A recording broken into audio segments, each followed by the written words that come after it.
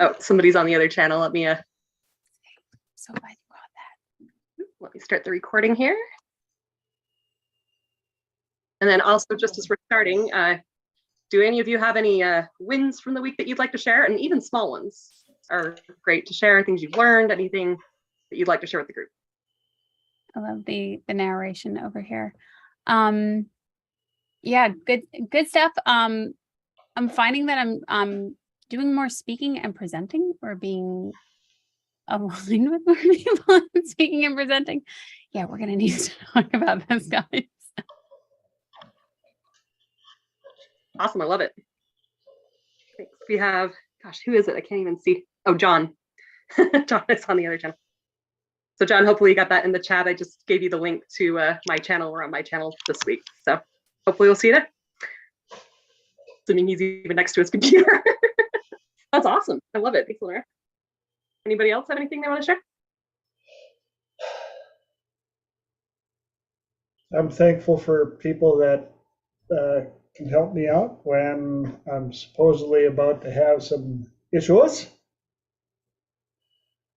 And tomorrow I fly out to Minnesota, spend time with the mommy, and bring a bunch of my stuff that has been out there for 15 years waiting for me to come get it. 16 years, including my very first car.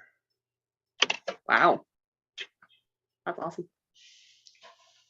Welcome, John. We're just going over the things that we've learned, or the things that we've won, or things that are going on in our lives. Is there anything you'd like to share? Huh? Oh, I'm asking John if there's anything he wants to share. Oh, I'll observe for a little bit longer, but I don't know. Life's going all right. Yeah, Fair. day to day. We've got Elijah on the other channel, so I'm just going to give him the link really fast. Hopefully he I'm got so that. glad you caught that. Like I said, I knew if it had been me, I for sure would have ended up on the wrong channel. So Elijah, hopefully you saw that. That's the link to the channel we're on today. Okay. Hopefully this will go on. All right. Well, I think he's about to join. So if there isn't anything else, once again, feel free to jump in at any other time. Welcome, Elijah. Oh, just a sec. Apparently, just a sec. Apparently the YouTube decided to just come on. Sorry about that. Okay. All right. So we're officially going to get started. So the first topic that I wanted to talk about today that has been running through my brain is the concept of staying in structure. And there's actually kind of a story that goes with this for me. I've trained with multiple people in martial arts, but I was in a martial arts training a few years ago. And I just kept doing every single technique, and I just kept not getting the result, not getting the result, not getting the result. And this went on for a couple of days. And I don't know if you've ever been in one of those situations, I was near tears with frustration, feeling like I am just doing everything wrong. I'm never going to be able to understand all this, all these limiting beliefs coming up. And then on the second day, about 2/3 of the way through the day, one of the more advanced students came over to me, and he didn't say a single word. He just tapped me on the shoulder, and then he put his body out of structure, and then put his body into structure. And it was funny, like no words needed. So I put myself into structure, did the technique we were working on, and instantly succeeded. And then I went back and started doing all of the other techniques that I'd been learning. Success, success, success, success. And so there are two important lessons I took from this experience. First lesson is, sometimes when you think you're failing at everything, there may just be one tiny little thing that you're missing. And all you need is to get that tiny little thing right, and all of a sudden, all the things that weren't working are going to work. And then the other thing I took from it is, I've learned that it's not just in class, but outside of class too, and everything that I do. The first question I always ask myself when I don't get the result I'm looking for is, was I in structure? And that includes physical structure, that includes emotional structure. And as we all know, of course, too, when you're in physical structure, if you stay in it long enough, it helps you get into emotional structure. And if you are in emotional structure and you stay in it long enough, it tends to lead to physical structure. And of course, vice versa. If you get out of structure physically, you will probably get out of structure emotionally very quickly. If you get out of structure emotionally, you will probably get out of physical structure very quickly. So before we go on, any comments about that? Anybody experience something similar?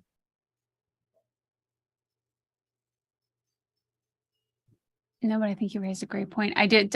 No, yeah, of course, I totally did. But that's a really, really great point of just simple word language, shifting words. Yeah. Awesome, thanks. Anybody else want to chime in? Okay, I guess we'll just keep going then. So, I mean, and it is funny too, how many things, like for instance, there was a time, so many of you may already know this, but I sometimes play the organ for my church. And there was a particular day that I got done and I had hit every single note wrong in this particular song. It just was absolutely terrible. You know, the kind of thing that you think can't happen, it cannot possibly go that wrong. That's your worst nightmare. And well, first of all, one of the things you have to remember is, even though I remember that moment, most of the people in the church have already forgotten it. So even though it was like the worst case scenario, it really wasn't that bad. But the other thing that I noticed when I look back on it was I was out of structure.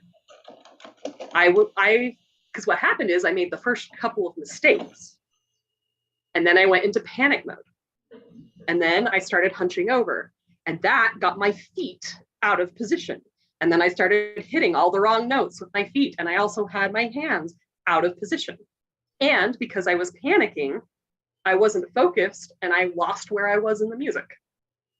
So even something as simple as getting at, playing music is, it makes all the difference in the world.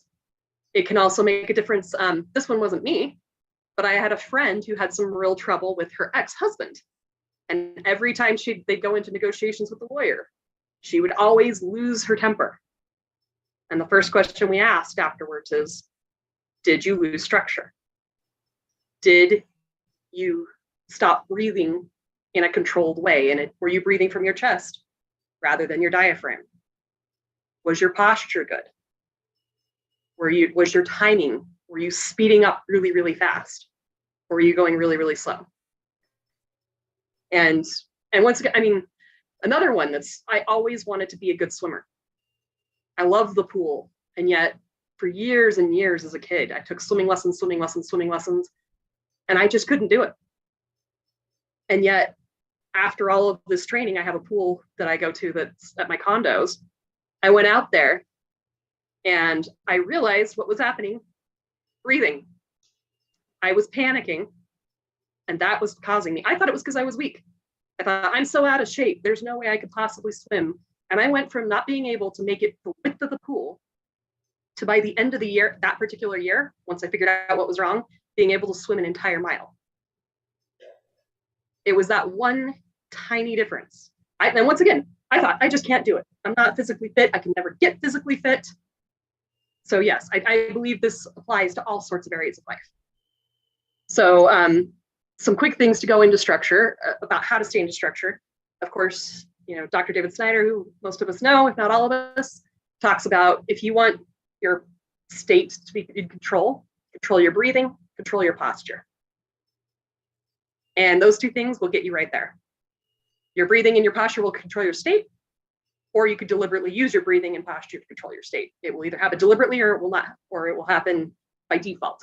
So if you're ever in a situation where things aren't working for you, go to deliberately. If you go into cognitive behavioral therapy, they say that there are 3 places that you can enter this controlling your state, controlling your structure. You've got thoughts, actions, and focus. And the easiest of those 3 places is to jump in at focus. So for this one, I'm going to kind of jump into, I've heard this concept many places from many different mentors, But the very first place I ever heard it was in a book called The Happiness Advantage by Shawnee Core. And he talks about something called the Tetris effect. And in that book, this is a direct quote from the book, it says, scientists estimate that we remember only 1 in every 100 pieces of information that we receive. And if you think about it, every single day when you're going through, you are always seeing your nose in your vision, is the common example. But our mind can't handle all of the information that's coming out. And so by default, it has to delete that information from the information it thinks is important. And so our brain is always looking for patterns so that it can simplify what it's understanding. And I know we've all heard this concept before, but if you go into a room, and of course your state affects your focus affects your state. If you go into a room thinking that everybody's mad at you, everybody hates you, you're embarrassing person to be in the world. And you go in and say there's 100 pieces of information, and 70 pieces of information say everybody here loves me, they admire me, they want me to be around. 10 units of information suggest, actually, no, everybody does hate me. And the other 20 pieces of information don't even say either one. They just have nothing to do with that. You can only take one of them.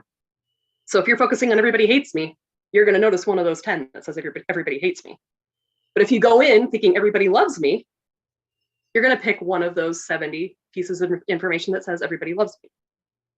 And so once again, if you go in and you're in this state, you could say, oh yeah, I need to change my state. But one of the ways you could do it is you could say, ask yourself deliberately, what is a piece of information in here that tells me that takes me to the state that I want to be in?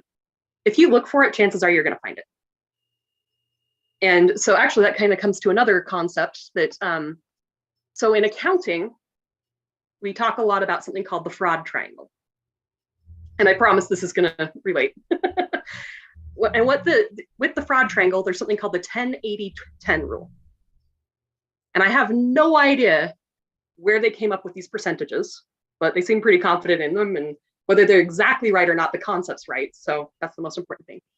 So what they say is that if you have a situation where fraud can occur, 10% of people will not commit fraud no matter what. Nothing can induce them to do the wrong thing. 10% of people will commit fraud if they think they can get away with it. The other 80% will not commit fraud unless the fraud triangle is in place. And the fraud triangle is opportunity, incentive, and rationalization. And so one of the mistakes a lot of people make too is when they hear this concept, most people think they're the 10% that would never do it. But the truth is most people are the 80% that won't do it unless the right pressures and incentives are in place. So the reason I'm bringing this up is going back to, for instance, the issue of, does everybody hate me? Chances are, if you go into any situation, and this is just, odds, but 10% of people are rather nasty people, and they probably hate everybody. So chances are they hate you. Or maybe they don't even hate you, they just want to take advantage of you, and they would love to tear you down so that they could take advantage of you. Chances are 10% of people in that room are going to like you almost no matter what. They may not let you cross their boundaries, but they see you as a human being with value, and they're going to love you. And the other 80% are just going to follow the trend. And, chances are most of them are going to like you unless the circumstances are in there to show that they shouldn't like you. So putting that back into the other concept of, 100 pieces of information, we're only taking in one. If you go into any situation, there's probably going to be at least 10 units of information out of those 100 that say that people don't like me, people, there are bad things about me, whatever. And there are going to be at least 10 positive in that scenario. And the other 80 are going to be somewhere on the spectrum. So if you go into any scenario in a bad attitude and say, you know what, I need to find one piece of information that says that's evidence for the good thing that I need to believe right now, that information's there, even if most of the people are against you. There's going to be somebody there that's on your side. Any comments, any disagreement, feel free, whatever. That's really interesting. Yes, I found it's very interesting. I've used a similar rule. It's the 80-20 rules. It's similar. It's not accounting because I'm definitely not an accountant. I have my accountant from hell sitting over there. He can do that. But yeah, I think this is really helpful for me,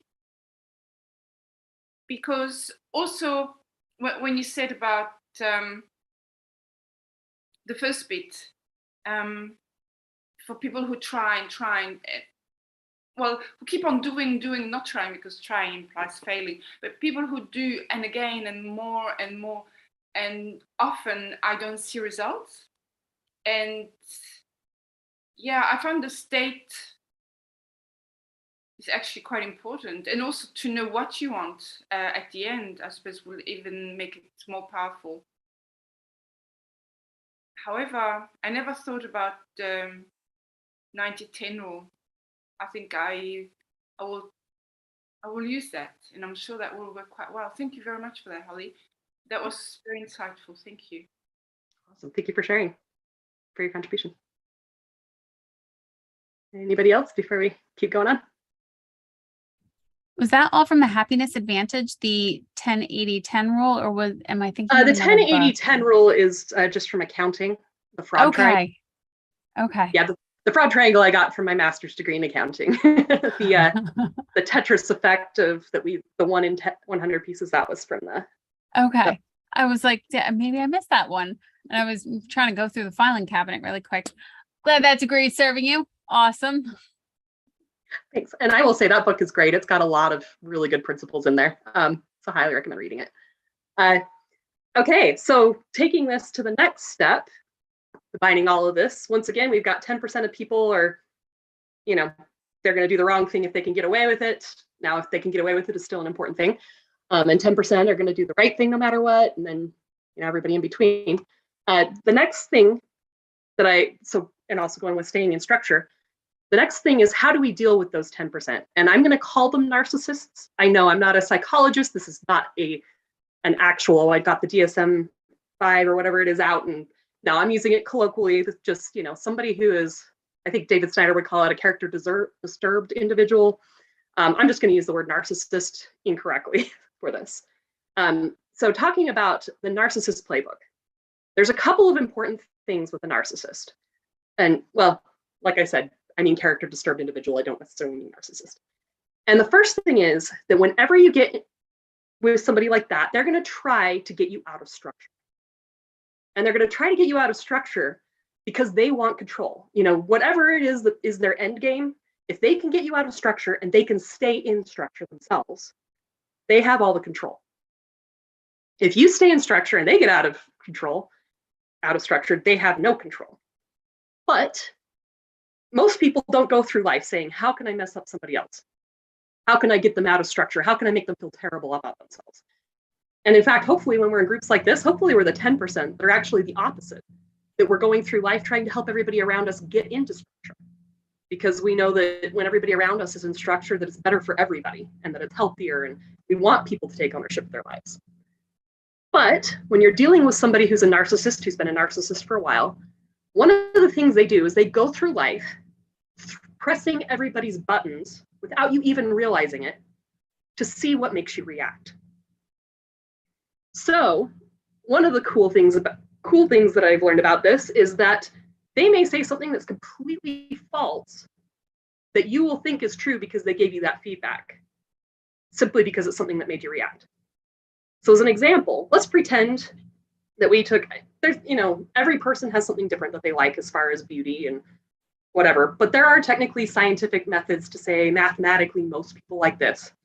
So let's say that there's a woman that we can prove is the most beautiful woman in the Western Hemisphere right now, by science, by math. And she marries a narcissist. The narcissist may say to her, "You're ugly." Factually, this is not true even a little bit. We've scientifically proven she's the most beautiful woman in the Western Hemisphere. But if that's something she reacts to, the narcissist is still going to say it. And so when you're getting feedback from people in life, there's two kinds of people that give us feedback. There are people who are close to us, that give us useful feedback to help us stay in structure to become stronger. And then there are always going to be narcissists out there, and how many of them are in your own personal life depends on how healthy your boundaries are, that sort of thing. But there are always going to be narcissists giving you feedback that is complete crap that you have every right to throw out. And some of the things they'll do is they might say something racist and see how badly that throws you out of structure. They may not even, to one person, they're going to say something really horribly racist, and to somebody else who is genuinely racist, they're going to say something pro whatever race they hate. And both people are going to get thrown out of structure, and one person's going to think they're racist, or the other person's going to think they're an anti-racist. Perhaps a better example would be third wave feminist. Somebody will say something that a third wave feminist finds completely offensive. And so to the third wave feminist, they'll say it to them. And that person will say, oh, you're an anti-third wave feminist. But to somebody else, I know I'm being kind of vague, but to somebody else who is anti-third wave feminist, they might say something that's offensive to them, and they'll say, oh, you're just a third wave feminist. No, they're not. They're just saying whatever they found that you react to. And so, that's something to keep in mind is, first of all, the stuff they're saying is probably not true about us if it's an insult. And it also doesn't represent their true beliefs. And so if we try to have a logical conversation with these people, all that does is excite them more because, oh, we're getting into a logical conversation. That's going to get us more and more out of structure. We're going to get more and more frustrated as they ignore our point of view. Anyway. So one of the reasons this is important is because, keep in mind, they're also going to, you may not even realize it, but they're going to try, in the first time they meet you, they might try 100 different things that are common buttons to push. You're ugly, you're stupid, you're, all of these horrible things that they know our inner voices like to say to us. And then they're going to notice which ones seem to impact us. They're going to put them in their, mental book, because they're really good at keeping track of that. That's why they live, right? Is to learn people's buttons. And then the next time they're going to throw another 50. And then what happens is, by the time they've been in our life for a year, they know exactly what bothers us. And we don't realize the other 90 things they threw at us that didn't bother us. And we think they know us personally and that they've managed to take everything with us personally. So, and I promise there's a reason, that I'm going through this. So another really common thing, and I'm going to combine these afterwards, but another common thing that the narcissist does, so I discovered this in junior high school. What happened is there was a bully that played a game on me that absolutely devastated me at the end of it. And I remember thinking, because at some point as you grow up, you realize that the bully bullying you directly doesn't mean that much, because they're a bully and their opinion isn't that important. The way this particular bully had destroyed me in a new way is that this bully had gone to somebody I cared about. I cared about their opinion. They're actually a good person. And they decided to destroy my relationship with the person that I cared about. And so I didn't really understand fully what had happened. I just knew it hurt really, really bad. So I actually, and this is bad. This is kind of, David talks about his Darth Snyder days. I guess this would be my Darth Bigelow days, as you might call it. I actually sat down and wrote out what I thought they had done to me, diagrammed this entire process. And then I went out and field tested it to see how well it works. And sadly, it works on everybody. And that part was really dark. I don't do that anymore. But let me tell you the process of how this works. So you've got different roles. And I'm going to call those roles the bully, the target, and then the audience or the authority. And then the fourth category are independent witnesses that are not part of the process. Now, the independent witnesses, I haven't really figured out what to do when you're that person. Because you're not part of the process, it's really hard to do something from outside. But what will happen is the bully is trying to bully the target. And the target has somebody in their life that they care about. And I call it the audience or the authority because 9 times out of 10, it's going to be somebody who has authority in their life. It might be a boss, it might be a parent, it might be a spouse. Probably not spouse as much. That's a little bit harder to play that game because the spouse is there a lot more frequently. And what they're going to, so what the bully is trying to do is they're trying to stage manage it so that the authority figure or the audience perceives the target in a way that's not true.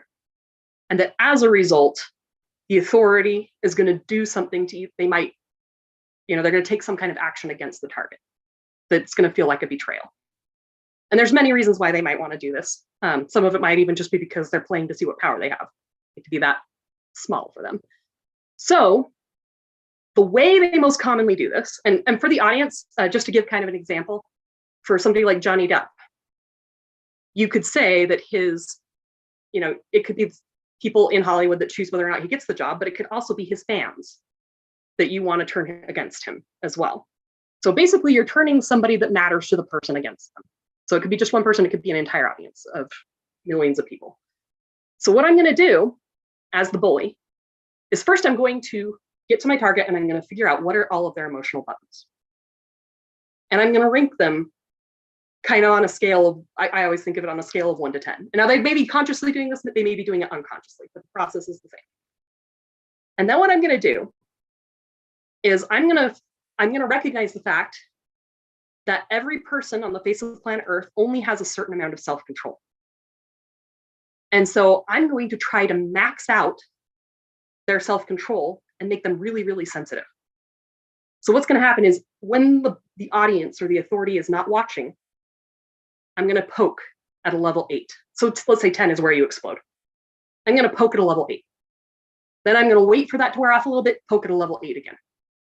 And I'm going to keep doing that periodically until I believe I have sensitized you to being poked.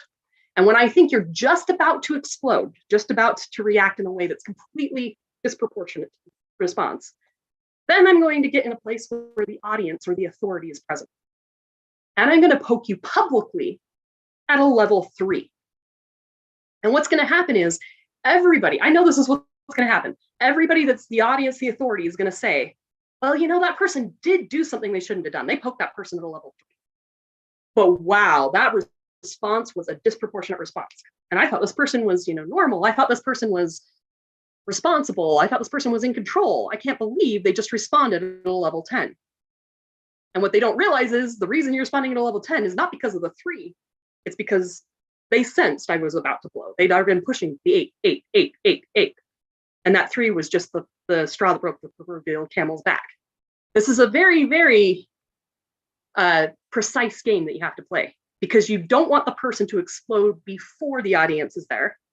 But you also have to make sure that you have sensitized the person enough that they will explode when the audience or the authority is there. So if you don't have a lot of practice, it can be really hard to find that sweet spot. So the question is, how can we shut this game down when it's being played on us, of course? That's why we're going into this. So the first thing is you need it. Well, it depends on which side you're on, of course. So let's start if you're the target. And actually for both people, by the way, we'll even just say, so for both people, the number one mistake people make is, even if they know the process, is overestimating their ability to see through it or their ability to resist it. So if basically the bully is counting on you thinking that you can take all the pressure and that you're not going to ask for help too soon. So if you think, oh, you know what? I'm immune to it. They can push and push and push and push. I have such good state control. There's no way they're ever going to get me to blow. Trust me, if somebody is personalized and they've figured out which buttons hurt the most and they've really been practicing on you for a while, we're all human. We all have a snapping point.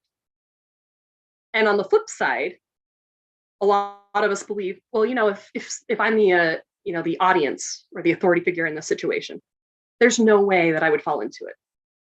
Well, the truth is, at least for a moment, the narcissist is putting us into trance. What they're having us see, what they're stage managing, their whisper campaign behind the scenes, they know what they're doing, and they're putting us into trance. You can train yourself to get out of that trance, but if you believe you won't even go into trance in the first place, you're not going to be prepared to pull yourself out of it. So step 1 is recognizing I am not immune to this process. And once again, maybe there are people out there that are immune, but based on my experiments in this process, and I do feel bad about that, but I have never found anyone who's immune. So going to the target side, the way there are going to be 2 sides. If you catch this early, you can stop the narcissist from being able to stage manage things. So there's 2 points. The question is it early in the process and I'm going to stop it from happening, or is it already afterwards and it's already happened and I'm trying to do damage control? So if it's early in the process, the way you could stop this from ever happening to you again is to notice, cut down on the, catch the small boundary violations early in the game. Find the narcissist when they're poking you and trying to find your buttons. So the only way you can find boundary violations is if you have defined boundaries. So you actually need to think about what kind of behavior am I not willing to put up with? And the first step, so everybody pushes our boundaries, everybody drives us crazy at times. The key that you're looking for is, after I have communicated a boundary, does the person violate it again? If they do, how do they react when they get called on it? So I don't know why this is the example that came into my mind, but let's say I have a friend that's a chain smoker, and I don't like to have cigarette smoke in my house. And I invite that person over and I say, you know, what you do in your own life, that's your business. You know, obviously I care about you. If you ever want to stop smoking, whatever, feel free to contact me. But you know, what you do at your house is your business. But I'd appreciate it if you didn't smoke in my home. But, you know, maybe to make it reasonable, hey, there's a place outside that I'm fine if you need to go get a cigarette, whatever the case may be. And if that's too hard for you, maybe you can post. We'll just no longer come to my house. I just don't want that in my home. Sounds pretty reasonable. It's very clearly communicated. So let's say in a week, that person pulls out a cigarette and lights it. That by itself may not be an intended boundary violation. This person's a chain smoker. It may just have been habit and they weren't even thinking about it. So I'm going to ask, you know, is there, and also get agreement on it too, by the way. I'm going to ask, you know, would you please put your cigarette out? I prefer not to have that in my home. And if they respond, oh, sorry, and immediately put it out, that's somebody who's trying to respect my boundaries. But if they get up in my face and say, how dare you try to control me, and, you know, just really let me have it, or you're just too picky, whatever the case may be, I have now identified somebody who does not respect my boundaries. And so a narcissist is somebody who is looking for somebody who's willing to let people not respect their boundaries. And, you know, there are consequences for that kind of behavior. So step one is make sure that you have the little things, that you have boundaries. Step two is communicating it. And then step three, of course, is going to be taking action when the person violates them. But if we're in this, you know, scenario, bully, target, audience, authority, one of the things is that we don't have the ability to take action. So we'll get into that in a minute. So, but if you have the ability to say, sorry, I guess we can't be friends anymore, or, so there's different levels. It could be outright, I'm cutting you off, or it could be, hey, I'll still talk to you when we have mutual friends around, but you're not invited to my home anymore. You know, you've got to fill out where that is. But I would recommend, at least in your inner circle, especially when you're at your most vulnerable, people like that are not allowed to be in your life. But at least that's the rule that I have for my life. So the question becomes, what if it's a situation where you can't get rid of the person because you are not the ultimate authority? So for instance, let's say they're a coworker and you have a boss, and the boss is the person they're trying to make you look bad in front of. Maybe they want you to be the fall guy when they don't do work. They want to blame it all on you. And because you look so unreasonable, the boss is just going to listen to them. You know, there's a lot of reasons they might be doing. So the key is, once again, as soon as you realize this is somebody who violates your boundaries, you can't ask the target to respect or you can't ask the bully to respect your boundaries directly, because they will never do it. They're just going to get excited that they're bothering you. But you can go to the authority directly. And this, I hate to say it, the key to not being the victim or the target is you have to become a tattletale. And because your boss needs to know every time they hit you at an 8, so that when they hit you at the 3, they understand it didn't come out of nowhere. Now, I'm not talking about being a tattletale in a childish way of, you know, Johnny hit me again, Johnny hit me again, you know. But what it is a, you know, a more mature, you go to, say, your boss. Now, once again, you're relying on your boss to be mature, or it could be your parents, or it could, you know, like if it's a sibling with your parents, or whatever the case may be. You're kind of relying on them to be able to not be the same thing, shall we say. But if you go to that person and say, hey, I'm having a problem with so-and-so. I'm trying to have healthy boundaries, but this person, you know, we had an agreement and this person violated the boundaries. but I'm not the boss. I can't tell them to do anything, but I need to let if this keeps happening, I can't control my action if it just keeps happening. And, I'm sorry about that. But is there anything we can do so that anytime this bully tries to encroach on my boundaries, that you will take specific action? And that's where you need to have your boss or the authority, your parents, whatever the case may be, agree with you about reasonable boundaries and then present those to the bully. And most importantly, it can't just be reasonable boundaries. You have to have clear, communicated consequences for those boundary violations. And you need to actually follow through. Because that's the other thing too is, so I don't know how many of you have dealt with a lot of kids on a regular basis, but there are some kids that that try to do the right thing, that try to obey things, but then there are also kids that are always looking for the loophole, that are always trying to see how many of your buttons they can push. And if you need to crack down on those, you have to crack down on the little things. As they talk about in New York, when they started cracking down on things like broken windows and littering and gum on the sidewalk, when they took care of the little things, the big things started to get better. So the key with we're not dealing with the normal person. With the normal person, you shouldn't have to, every little tiny thing, complain about it. And you'll learn who those people are because they won't constantly be violating your boundaries. But when you have somebody that's constantly violating your boundaries, you have to actually complain about every tiny little thing because they're testing to see if you're willing to let them violate your boundaries. Every single time they do. And from what I've found, if you call them out about 3 times, they'll stop bothering you because you're too much work. Time to find another target. I'm not going to deal with the person who actually has healthy boundaries. And because I can see I've been called out on the little things. My boss already knows about the little things.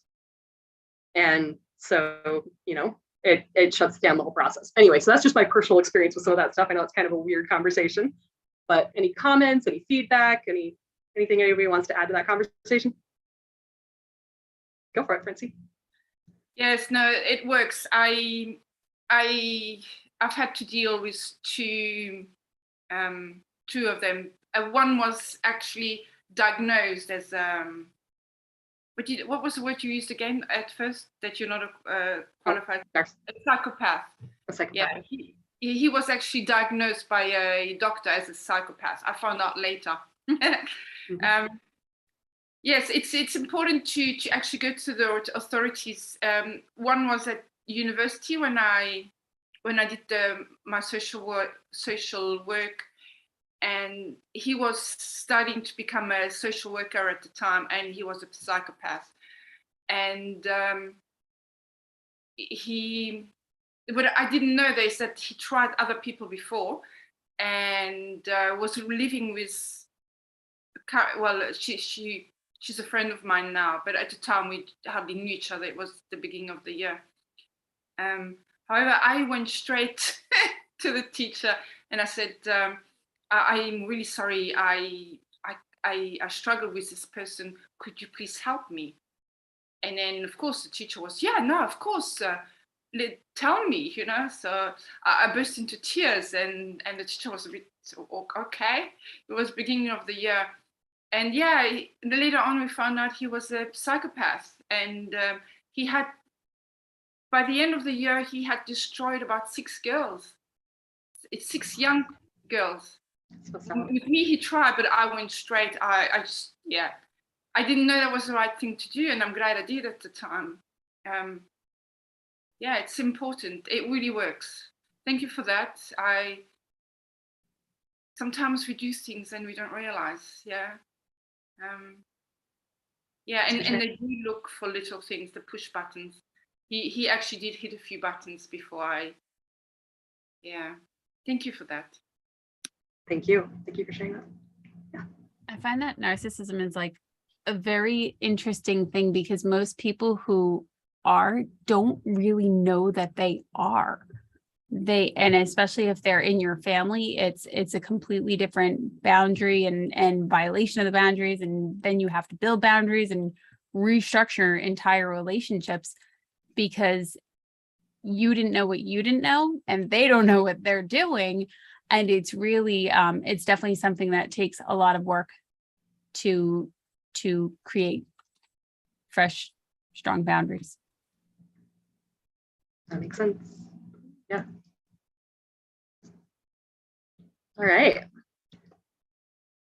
Okay, let's see here. So, unless there's anybody else who wanted to chime in, yeah, go for it. Then the subject comes up about acquired narcissism. Have any of you dealt with people that have had this happen? I've got two very close friends that I watched it happen right in front of my eyes. And both times it was due to a major accident, a life-changing type accident. And they had this massive outpouring of love and attention and everything, and it was all about them. And they never got over it when they were healed. And so sometimes you look at it and you're like, have you always been a phallus? No? What happened? So there's that part I just wanted to toss in as well. Thank you. Yes, I'd kind of forgotten about some of the stories, but I know a lot of stories of some people that were totally one way and then one day just became, and some of it I think, yeah, is because of like brain damage or because of hormone problems, and some of them it's just because, hey, I'm sick and tired of being the victim, so I'm going to go out and be the victimizer now. Oh yeah, so one other thing I was going to say, so if you don't nip this in the bud, you will generally come into a place where the audience, if the narcissist is really good and the audience doesn't know how to see, oh, I did forget. So if you're on the flip side and the narcissist is telling you the story, the way to see through it is every time you're getting mad at somebody in your life, because especially if it's some big betrayal, the first question you need to ask yourself is, does this even sound like this person? So if you hear, and to use an example with me, if you heard that I had a really, really messy house, yeah, that's perfectly in line with who I am. If that contributed to the story, if I reacted from a place of fear, that's 100% in line with who I am. But I like to believe that one of my biggest things is, if it's, I didn't give somebody the benefit of the doubt. That is the exact antithesis of who I am. And so hopefully the people who are close to me, who know me well, know that I would never do that. I would never dive in and just believe something negative about somebody. So, is this somebody who's always been extremely loyal to you, has never betrayed you, and suddenly you're being told they stabbed you in the back? Now, of course, once again, if a narcissist is really good, chances are for at least 2 seconds or maybe even a millisecond, you're going to feel that feeling of, oh no, this person stabbed me in the back. But if you immediately ask, does this even sound like this person? You may get the answer. No, they would never do that to me. I don't even need to talk to them because I know that's so inconsistent with who they are. And then the next question you ask yourself, okay, now what is the source of the story? But if you don't ask the first question, you won't even think about who the source of the story is because our brains are wired that way. And then the question is, is the person telling me this story somebody who is likely to lie? Somebody who's likely to turn me against somebody I care about? And usually the answer is going to be yes, or I don't know them well enough. But the second point is, if you always before, and once again, we're talking about the big things. If I think somebody has betrayed me, and it's somebody who's been a friend for a very long time, the next thing is, did I give that person a chance to tell their side of the story? Once our brain has accepted a story of how things went down, it thinks it's real. It forgets that it came from another person. It forgets all this other stuff. And even if part of it is real, some of it may not be true, and it may be the key points that are not true. This is kind of a different topic, but when I'm discussing my religion with people, and my religious beliefs are not necessarily 100% in line with the official church or whatever, but what a lot of people will say is, oh, you're this religion, right? And you believe X, Y, and Z. And I'll say, well, you're 99% right, but you're 1% wrong in how you're presenting my beliefs. Then what will happen is they'll then spend the next 20 minutes berating me for the 1% they got wrong. And so a lot of times in the story, the narcissist, it's a lie is best hidden in truth. So they'll tell us a story that's 80% accurate, but it's 5% they got wrong. That is what's making us so mad. That's making us feel betrayed, and it didn't even happen. But they'll focus on the 80% that they can prove, as we talk about in hypnosis, pacing and leading. If I tell you 80% of truths that you could verify, you're more likely to believe the 20% of lies that I'm telling you that are the important thing I'm trying to get you to believe. So, step one, ask yourself, is this even what this, I know these people. What is this person like at their core? What is this person like? What's the person who's telling me the story like at their core? And even better, like if person A tells me person B told me the story, I need to know what person A is like and what person B is like. Because person A might be telling me 100% truth because person B lied to them and they bought it. Or person B may have told them a completely different story and person A is just misquoting the story to me. So I need to know every single person in this process. What is the core of their personality? Who are they? What character have they shown me over their life?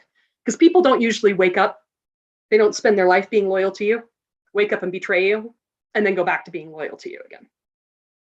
They might wake up and with brain damage and just turn into the other person, but they're going to stay that person.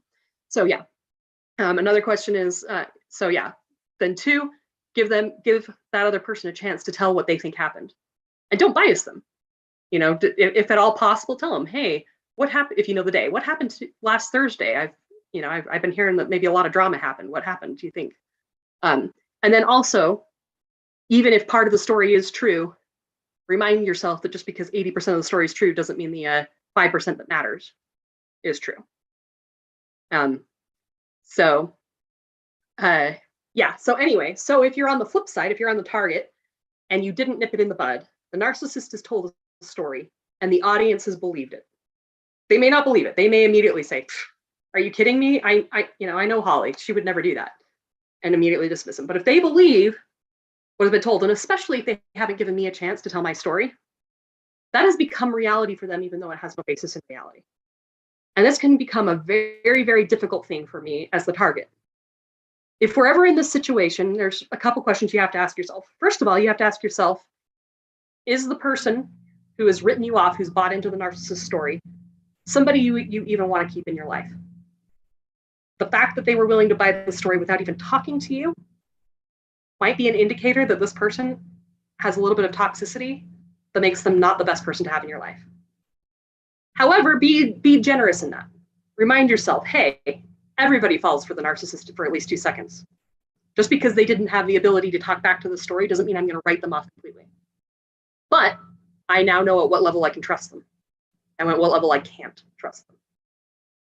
So if it is somebody that you want to keep in your life, know that the best way, most people believe it in the short term, but eventually the truth comes out in the long term.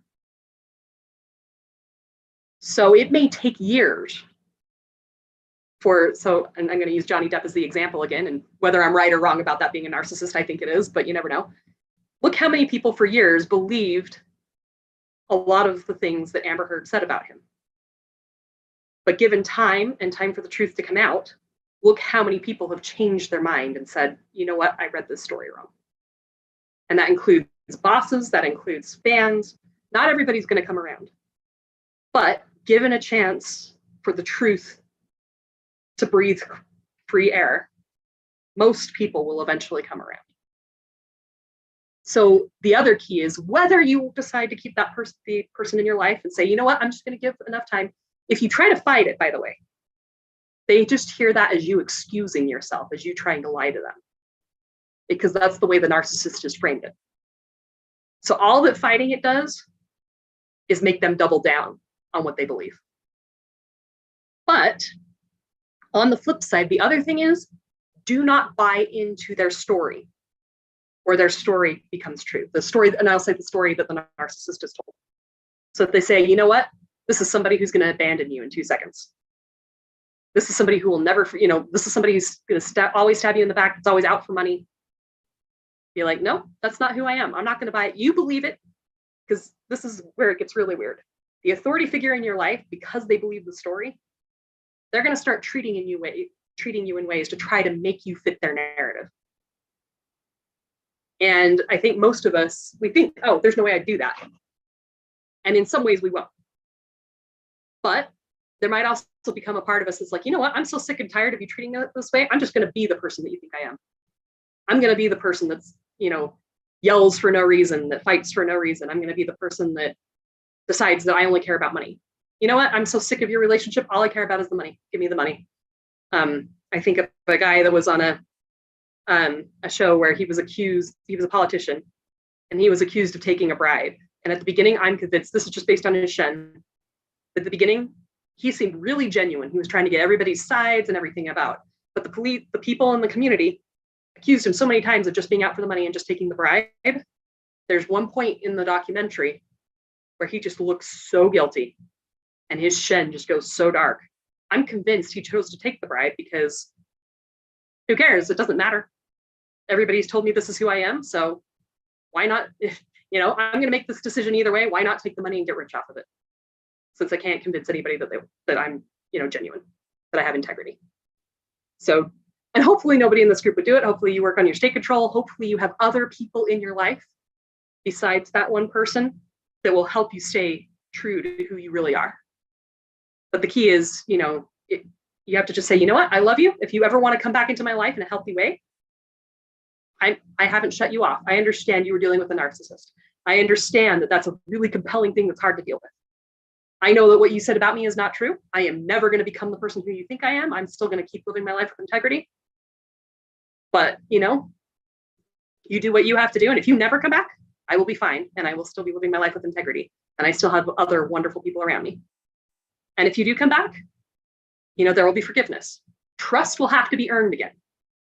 But I will understand that, yeah, it was a narcissist. It wasn't all you. I understand that you had to go through a growing process. And yeah, you may not be let into my inner circle, but I'm still going to love you.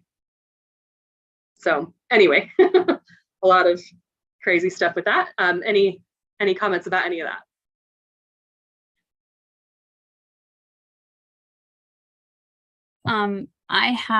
It's interesting the way that you brought that story in. I actually had an interaction with a narcissist who was like pretty much a best friend that ended up betraying at work, and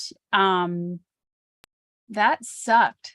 But when I look back and I was really, going like, why did this happen? I had literally asked the universe that said like, I need a change. I knew I would not leave where I was because I was so close with this other person. And because of that, this whole situation spiraled awfully out of control. But as TJ says, I survived. It sucked, but I survived. And yeah, I don't know about letting narcissists back in. Not the narcissist. I'm talking about the person who bought into the narcissist story. Okay. Narcissist is gone no matter what. Okay. I was like, I can understand that, but I'm you're not coming back. So no, there is no reason to let a psychopath, narcissist, sociopath, whatever term it is. Yeah. There is no reason to let that person stay in your life. The only reason they could come back in my life is if they could come back to me and say, you know what, I used to be a psychopath. I've done a lot of intensive psychotherapy. I've been on drugs and I have turned my life around. I might listen to that, but they have to prove it actually happened. Just claiming it is not going to be enough for me. I completely hear you. Yes, even throwing it a little extra on that one, you give people the incentive to change when you cut them out of your life. If you let the fact that they keep being a narcissist in your world work for them, they're never going to be apologetic or change. Yes, Francine. Yes, I was married to, I'm not sure if it's, I get confused with all the term narcissist and psychopath, sorry. But I was married to one of them and he poked me at the wrong time or a bit too hard and I exploded then and there. And he pushed so hard that I just had a child at the time, so I was very sensitive and moody. And I destroyed a garage door and his front car. So yeah, so sometimes it backfires in their face. Yeah. Yeah, And then- sometimes they overplay their hand and they do not get the result they hoped for. And they know how to do the love bombing. They really know. Now when someone gives me flowers, I'm like, what do you want? Yes, love bombing is definitely, oh, didn't even cover that, but yes. Beware the love bombing. What do you call it? Love bombing? Love bombing? It's where somebody, for 1 minute, they say, you're the most amazing person in the world. You're so beautiful. I'm so lucky to have you in my life. They bring you flowers. They treat you like a goddess. And then they get you in that state. And then a certain amount of time later, they go 180 on you. They may just start ignoring you. And they won't return calls, whatever the case may be. Or they may even go as far as saying, you're just disgusting. You're always trying to, push my buttons. You're so ugly, blah, blah, blah, blah, blah, blah, blah. They tear you down. And then the next thing you know, they're back to, and they might blame it on, oh, it was just the alcohol. Oh, work was just really, really hard. They got to have some kind of explanation for why they went through the bad phase. And then they come back and then, you're so beautiful. I'm so sorry I treated you this way. I'm so lucky to have you in my life. Colts do this. Yeah, they're putting you on an emotional roller coaster. I've never heard of it called love bombing. When you teach, Holly, you open up such different perspectives. And it's interesting to see how things connect, because I would have been like, oh, love bombing, like that's one of their love languages is trying to reconnect with somebody. And then Elijah's over here going like someone butters you up. Holy shnikes. Yeah, that is not a love language. A love language is consistent. A love language might be, oh yes, I love physical touch. I love gifts. I love words of praise and words of affirmation, but it's not, I love words of affirmation followed by words of tearing you down, followed by words of affirmation again. Yeah.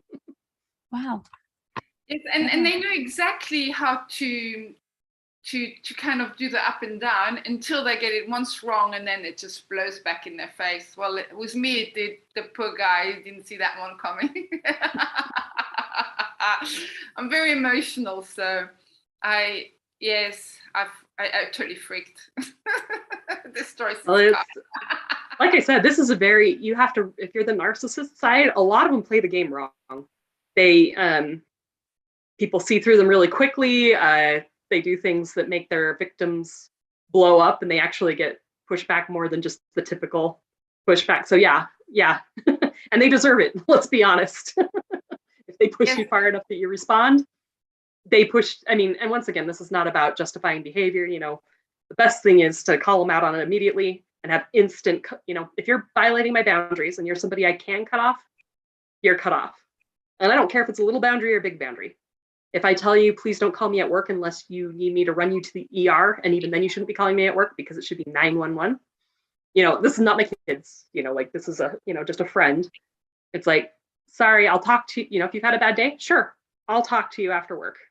But if you're calling me in the middle of the day, like maybe because you have to run your mother to the ER and you need me to watch your kid. Okay, yeah, that's an emergency. But there are very few emergencies that are justified pulling me out of, that I have to tell my boss, guess what? My friend's more important than this important meeting that we're in. Or sorry, I had a friend call me once on, and I'm keeping it vague enough. I'm changing the specifics enough. It's not anybody who's watching this, I promise. But yeah, she would call me at work, and I'm the only cashier on duty. I'm having to manage the phones and the line that's out the door. And she'd call and tell people it was emergency, and the other people in other departments, it was an emergency.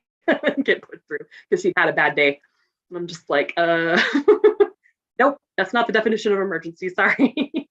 And I guarantee none of the customers in front of me think that's a justified reason for me to not be waiting on them right now. Anyway, sorry, my little venting, but yeah, no, boundaries are a really big one for me. Back home, they said if you're calling, there better be an ambulance or the fire department involved. Mm-hmm.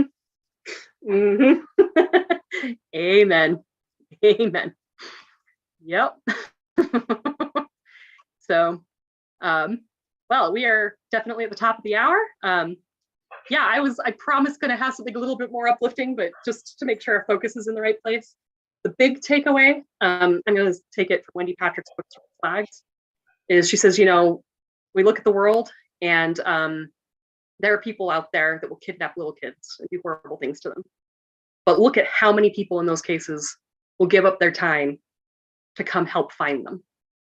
For every evil person out in the world, there are tons of really good people in the world. So focus on the good, but have healthy boundaries with the bad.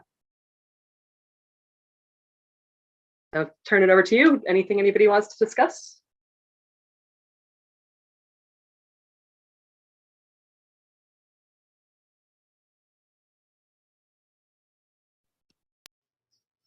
Bueller? Sound Nancy? familiar? I'll weigh in real quick. So when we're talking about the 90-10, there's actually I can't remember the guy's name. I want to say it was Bernoulli, but that's something else. But it's called the Matthew principle. And there's that bit in Matthew where it talks about the talents, and he gives the one that had all of the talents the remainder of the others as this hockey stick of success. And the scientist was looking at it and he says, okay, well, that works for income. The top 10% or the top 1% make 90% of the money or something like that. But he looked at it in labor as well. He said the top 10% of workers do like 60% of the work or something like that. So it's a fun way to drill down on the different aspects of how that can play out. It's interesting. Yes, thanks for sharing that. Yeah, I heard it. I think I've heard of the Matthew principle said before. There's another one. What is it? The Pareto principle? That says something Pareto similar. distribution. Yeah. Yeah, I think that's the other one. Thank you. Yes, I've heard it said 20-80, and then I've also heard it said that the square root of the people do 50% of the work as well. Yes. So if you have 10 people, the square root of 10 is roughly 3. So you probably have 3 people do 50% of the work. If you have 100 people in a job, probably 10 are doing about 50% of the work. Yep. So absolutely true. I will say something that kind of, I want to be positive, but sometimes we need to cover everything. Something else that I will throw in there too is when I found that principle about the square root out, I would start identifying the people in my department that were doing the work, and it was pretty obvious who they were. And I hate to say it, the other sad thing is because those people have their nose to the grindstone and they're doing the work, they're also not the ones doing all the socializing. And as a result, they sometimes become the less popular employees at the department, which would always make me sad. It's like, you realize the only reason you have a job right now is because she's in the room doing all the work that you're not doing because you're in here goofing off and socializing. So anyway, just a little, but you know what? If you get in the right group, they value that. So I will say, my guess is probably most of the people here tend to be in that square root. So the key is make sure you go somewhere where they value that. Yeah, and that socializing aspect that you're talking about, that we had a euphemism up in the oil field that the crap floats. They'd promote the worst workers because they're the ones socializing. They're not working. So, but it's one way to check and make sure you're actually being valued for what you're doing, being appreciated for that. Amen. I will throw in there too as a positive side. I've probably told almost everybody here this at some point or another too, but if you're familiar with Adam Grant's book, Give and Take, he talks about people could be divided into 3 categories. There are people who are givers, people who are takers, and people who are matchers. So givers pretty much are going to give because they know, it's not necessarily don't ever want to receive. Some, they do become uncomfortable receiving, but it's more just, I don't need to immediately get something back because I know I made somebody's day better. I know I contributed to the world. I added value to the world, and I trust karma eventually is going to come back around, whatever the case may be. That's the mindset of a giver. Matchers. Yeah, Francine? I also noticed that he's got a good TED Talk as well, Adam Grant. Yes. I love his TED Talk. I highly recommend it. I don't know if you have the link, Francine, if you want to throw that in the chat. Yes, it's a so yeah, you've got people who are in the takers. People who are takers, they just take everything they can get their hands on if they can possibly take it in an environment. And the matchers are very much, if you give, I'll make sure I reciprocate. If you take, I make sure I'll reciprocate. So, and And just kind of a summary, you can watch the whole video, but and you probably already know the result, but so he looked to see who are the people who are at the bottom in every category. So they looked at people who were in medical school, who were getting the lowest grades, who were making the most mistakes on their homework. They looked at sales to see who were making the fewest sales. I think, and then it was engineering or something. Anyway, they looked at different areas. And all the people who were at the very bottom were from the same category. And that category, of course, was the givers. So then he said, okay, let's look at all of these areas. So who gets the highest grades, who makes the most money in sales, all this stuff. And what category are those people from? They are also the givers. So the two things that seem to be the difference between givers being at the top or the bottom is one is time. So they said that in undergraduate, the givers had the lower grades, probably because they were helping everybody else with their homework. But by the time they got to the final year, everybody had probably realized what they were. They appreciated them. They were helping them. They may have learned extra things because they were giving, and so they'd risen to the top. So time is one. People basically need to learn that you're a giver. And then the second top, thanks, Francine. The second thing is boundaries. So the givers that let people walk all over them, that never learned to say no to the takers, that also got burned out because they didn't know how to take care of themselves, to make sure they were getting enough sleep, make sure they're getting enough food, whatever the case may be. Those were the givers that stayed at the bottom. The ones that could find balance and then made sure they were taking care of themselves and that also could receive when it was appropriate, those were the ones that got to the top. And of course, the people who make that the case are the matchers. So basically the pattern is the takers, they start in the business, they get promoted really, really fast. But they also then either lose their jobs or get demoted really, really fast. So it looks like they're having such a great time, or the business fails, because if you have too many takers at the top, eventually there's just no money to go around. The company has to declare bankruptcy. So anyway, just throwing that out there as the positive. The good thing is that in the end, the givers do win. You just have to make sure that you have the patience to allow yourself to get there. And also that the matchers are the ones that make the world go round. Because basically the matchers see the givers and they realize when the givers are at the top, everybody wins. And so the matchers do whatever they can to help the giver get to the place of importance. And they recognize, they get pissed at the takers because they see the people they walk on. And even if it's not them, the matchers are like, nope, you're going down, bud. The first chance we have to take you out, you're gone. So, yep. Yeah. Anything else anybody wants to bring up? That is wildly interesting. I did not realize that whole area that you had covered was, it was just one that I never had really explored much of. So thank you for sharing all of that. Mm-hmm. This is your time. Anything else you want to say? Seriously. I mean, I can keep going, but I'd love to hear from you too. So. Yeah, Holly, I have a question. Uh-huh. It's related to face reading. Okay. You know, the lines, the horizontal lines on someone's forehead. These and ones? they kind of represent like the various lessons. Like the lowest line would be the lessons in childhood, and then the higher up one would be later on in life. And you know, the higher up they go, the different areas, time periods. Higher was childhood and lower was later. I don't know which one is which, to be honest. I'm the amateur here. Uh-huh. Face reading is one of those things that I ignored when it came out in popularity among our group of people that we know, like 3-4 years ago or whatever, how long it's been that everyone's been kind of into it in our circle. I've been purposely ignoring it because it's a rabbit hole I can't afford to get stuck in, because I had my own rabbit hole that I was exploring. I get that totally. So I get that what it means in terms of, like, you know, the width of the line. If it goes all the way across, it means you fully learned the lesson, and you know, if there's gaps, that means there's still parts of the lesson that need learning and things like that.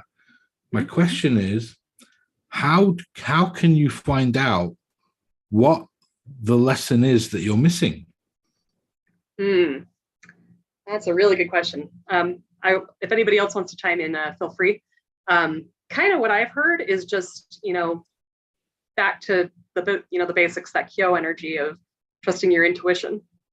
And if you want to regress yourself, just say, I want to regress to where this line, what this line is, kind of thing. Anybody else want to chime in? Yeah, go ahead, Francine. What I did is I did some shadow work where you actually sit down with a piece of paper and you write all the reaction you have, and you dig down deeper, even deeper. Like, I used to be kind of jealous of people, some different, people like with special hair color, or do you know what I mean? So I just sat down and digged and digged and digged and digged. I'm not saying I have it all. I think that's a lifetime work too.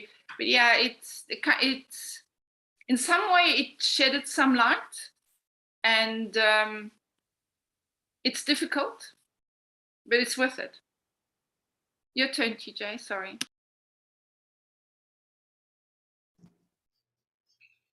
I pulled up, it's not going to show real well, but on the forehead, 16 is at the crown. And then, of course, it's not going to focus now because we're trying to see it. Anyhow, you can pull it up online real easy, but at 16, 17, 18, 19, 20, and then it works its way back and forth across the forehead.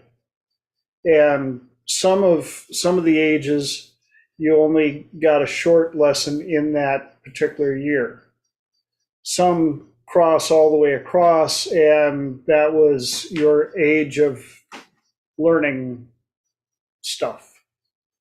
And some people, you'll see they've got all these blocks, and they've got lines that cross and they intersect and stuff like that, but they're not a continuous.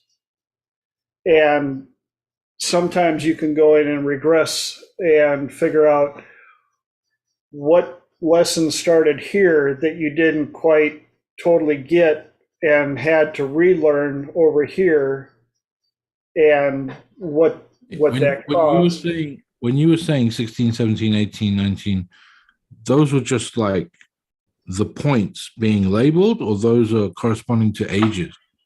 Correspondent to ages.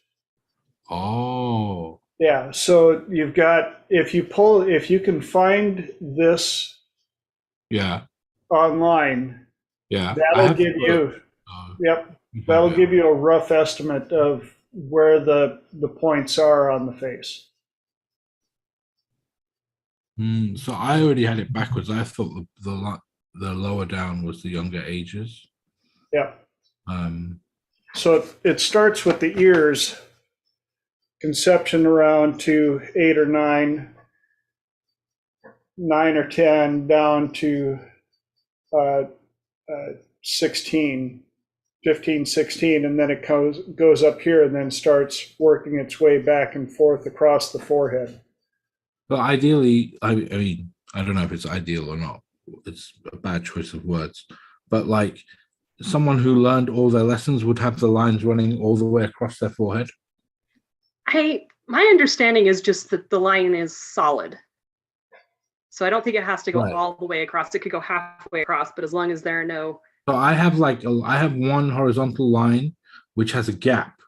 So I have some on one side, and then there's a space in the middle, and then it kind of goes like, even if you see my picture in the photo, you can see it. Yeah. Yeah, well, let me spotlight you because you're not on video. Makes sense.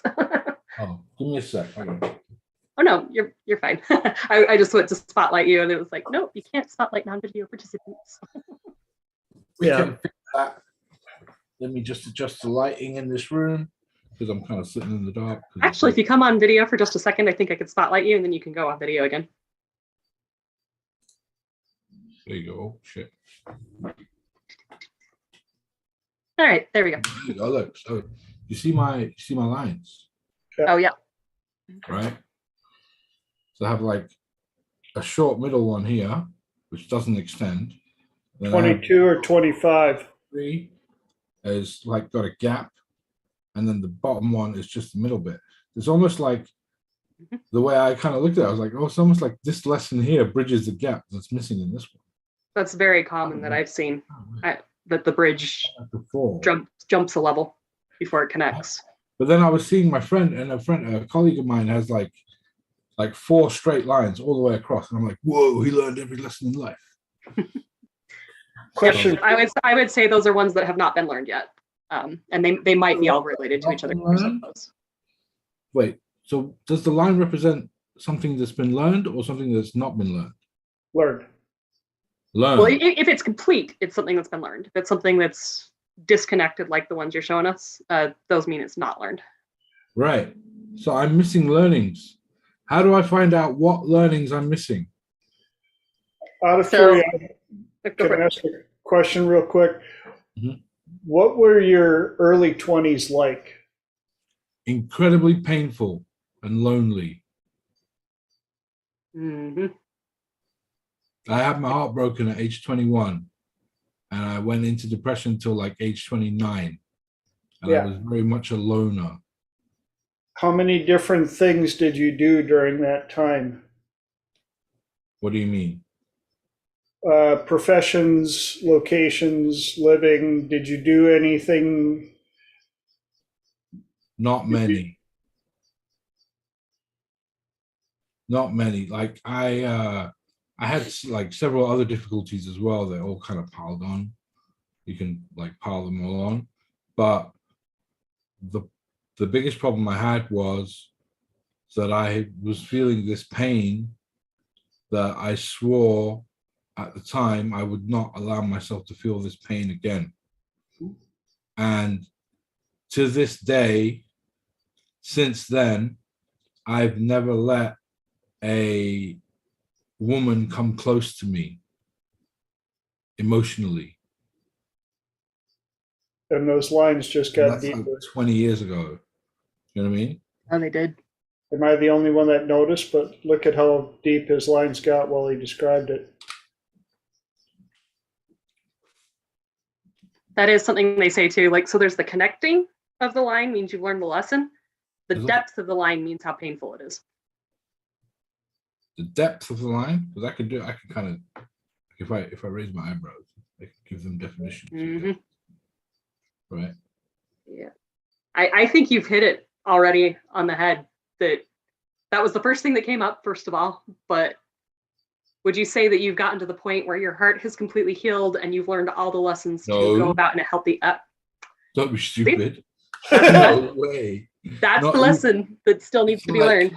It's I would say. It's a refusal. It's a refusal on my part to learn it.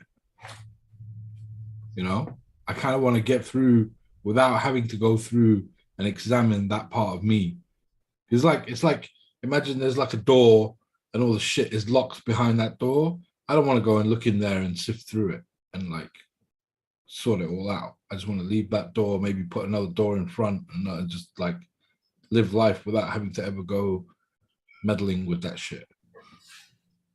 And if somebody came to you with the exact same situation, what would you tell them?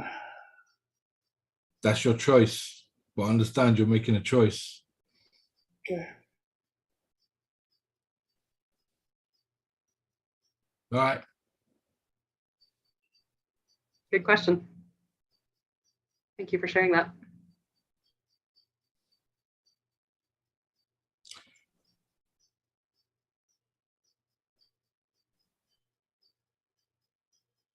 So then I wonder about the ones lower down. I suspect that all of those lines, because they, like you said, they kind of look like they're bridging the gap. I suspect they're all related.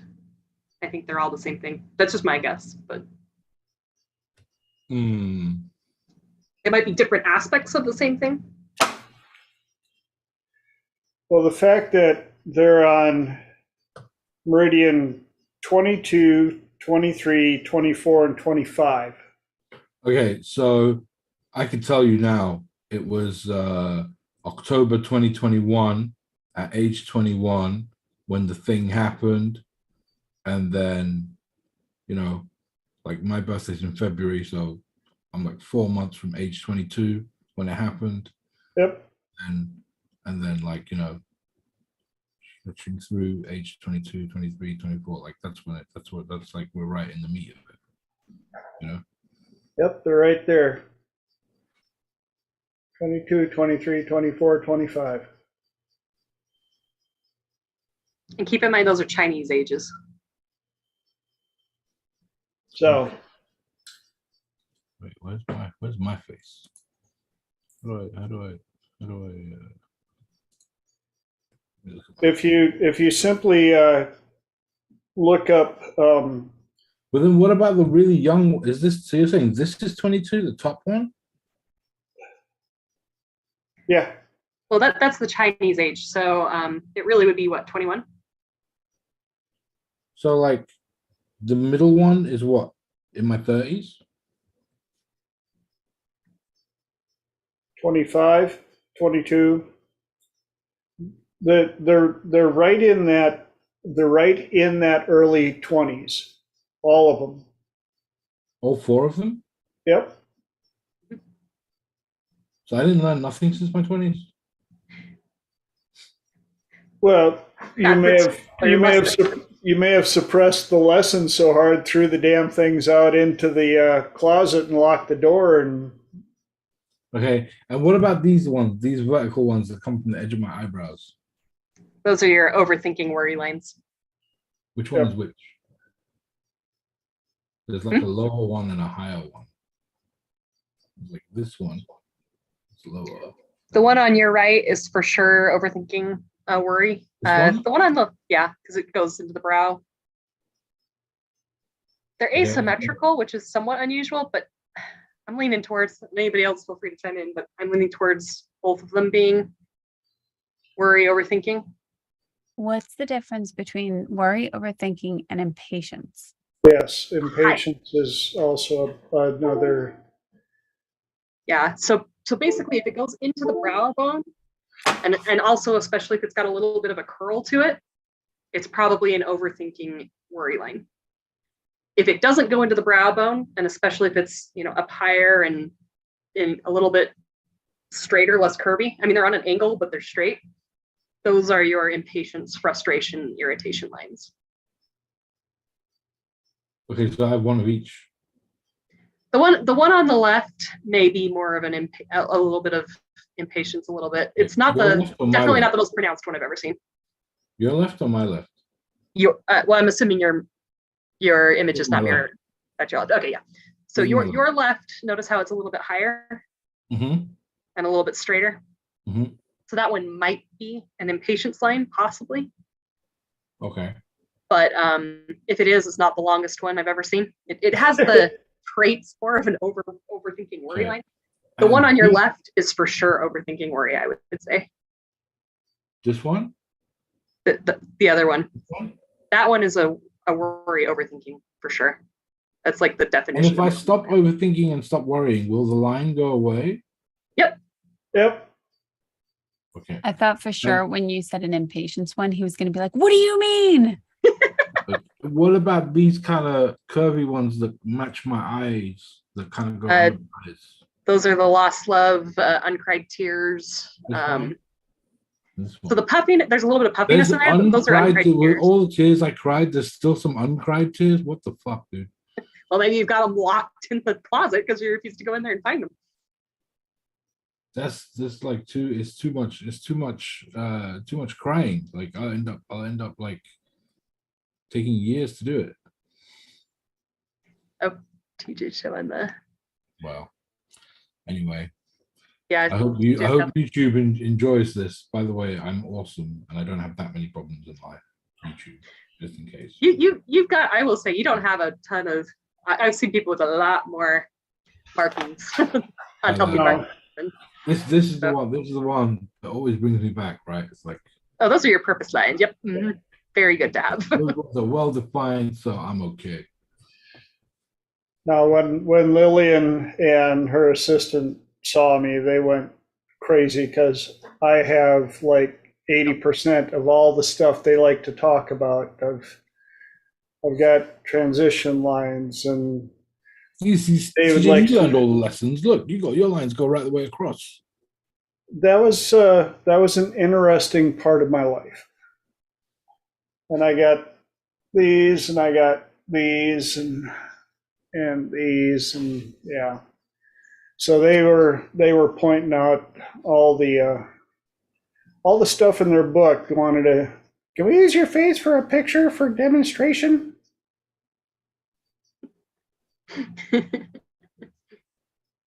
And now this morning I looked up and I've got 6 transition lines now. Oh, wow. Yeah. Not sure what that's all about, but I think that's the most I've ever seen on somebody I actually knew. have you seen Norm, Master Norm? Oh, other than Norm. Yeah, his looks like a demon just went. Seriously. So. Yeah, Norm's definitely. Whew.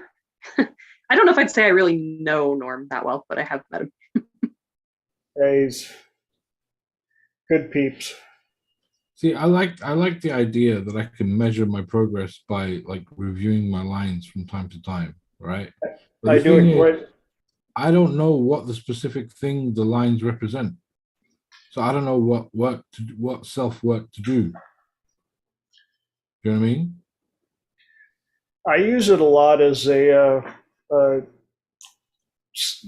self analysis. There are times I wake up in the morning, I'll look in the mirror, and I'm like, we got some stuff to work on. That doesn't look right. That I check ears, how stiff your ears are, how much shen you've got. Never thought about checking that over time. I just kind of thought of it as a static. No, about 6 months ago, my left ear was getting pretty soft, and so I wasn't eating right, a little stressed out. So. And so, Elijah, if you don't know, the thickness, the stiffness of the ear itself tells you how much jing you have in your body. So if you're able to fold it over like that, like I can, that means that you might have some health problems. Your body is not strong. Is like no resistance, but then Yep. the second half is a lot of resistance. Interesting. I'm trying to think if that would be the ages or if that would be the financial versus the this physical. side is definitely more stiff than the other side. I'm gonna need more in-depth information here. Go over that once more. All right. So Basically, the you go to the ears. mirror and you pull all kinds of funny faces with your ears and your nose. So the self-hypnosis and feel better about it. So how bendy your ear is. They're really bendy, I think. Resistant, then that means you might not have as much physical jing as some people. Okay. But if you then go to the what's it called, the cartilage right against the head, and see how stiff that is, like actually whoever's streaming in on this is probably like in tears. Like pull on that part of your ear, push on it, see how stiff where your ear connects to your head is. Okay. Yeah, no, that's pretty stiff. That's where it's really cool to be in a group of people in this type of training.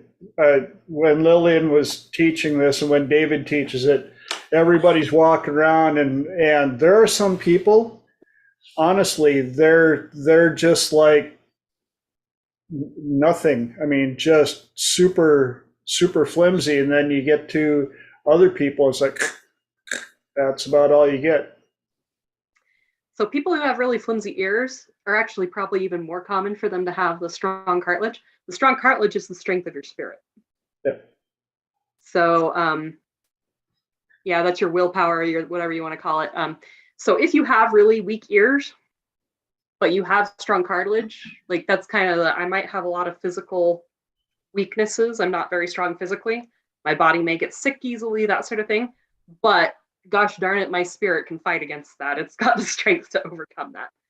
And some people may have a lot of Jing and not quite as much Shen, but the strength of the spirit, but they don't need it because their body can, take anything that's thrown at it. So, but yeah, I never thought about measuring each of those. And when you pull on your ears, that's a great way to get your Shen to come in your body too. So, especially if you get to that point where you're like, oh, ow, a little bit. So if you're not the only way to get your Shen to come into your body, but it is if you have a day where you feel like you're just a little bit lethargic and you're not on your game, give yourself a little bit of stimulation on your ears and yeah. Yeah, there was one lawyer that, man, his ears were like made out of steel. They hardly folded over. But he was just one of those that, always been in really good shape, very, very physical. And the other part that's fun is watching the inner canthi of the people's eyes. And it was funny because if they're straight in, they're nice and rounded. Those are the people that are kind with words.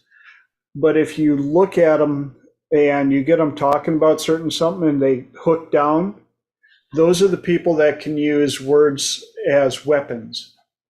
And so I was talking to this lawyer and I was like, so what's it like when you're in court and somebody's, like trying to attack your position? And he started talking and literally his business side eye dipped down almost straight down. And I was like, whoa. I was like, yeah, you're a good lawyer, because holy cow, you are a absolute ninja with words, Lance, and slice and dice. Woohoo!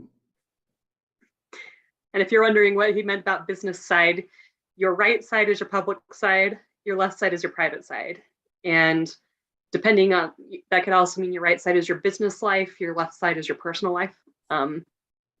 Depending on the context, there's a little bit of difference in what the meaning might be, but welcome, Fran. Glad you found us. So if you get somebody talking about their family and you watch their left side eye dip down, those are probably the ones that were sweet out and about, but when they were home alone, they're the ones that would tell their mom to shut up. I've seen it. So, yes, facial reading is one of those things that at first, when you hear about it, you're like, yeah, whatever. But I remember yeah, right. I remember having my mother stay out with us when Dr. David was teaching face reading. And I was like, okay, Mom, you're here. You're going to take the class. And my mother was like, oh, no, you got to keep the camera off, and I'm not going to do the exercises. And 3/4 of the way through the first day, total rock star. And the coolest part is, as you learn it, you start pulling out pictures of your family members because you know them. You know their history, and my mom was like, where are the family photo albums? I'm showing, she's like, oh, and look, oh, and look, oh, yeah, oh, and look, oh, look at there. And yeah, once you learn it and turn that switch on, there is no shutting it off. Just letting you know. It's cool.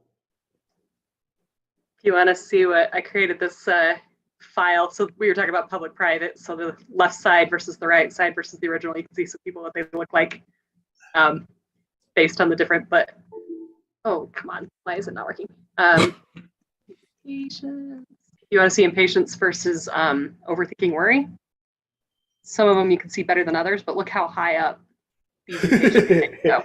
Now notice she also has worry, so they connect. Oh wow, Very okay. common. Mine does not seem so bad. So these are impatient. That's why I say, like, yours is definitely not, if it is an impatience line, it's definitely not the most pronounced one I've ever seen. This is what overthinking and worry looks like. So. All right, yeah, more curved and lower down. Mm-hmm.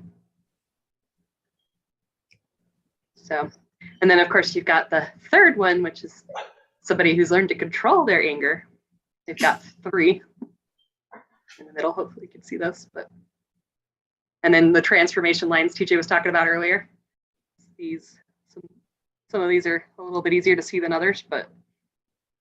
Yeah, you definitely need a picture of Norm on there.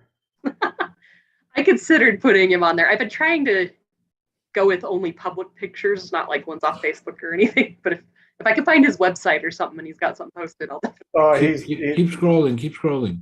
Oh. See what I mean? Once you take the red pill on face reading, which is exactly why I avoided it for so long.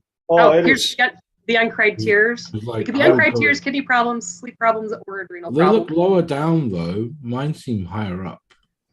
So the lines. So you have the lines look like they're tracing some of that. So there's some of that going on, but you also have. Yep.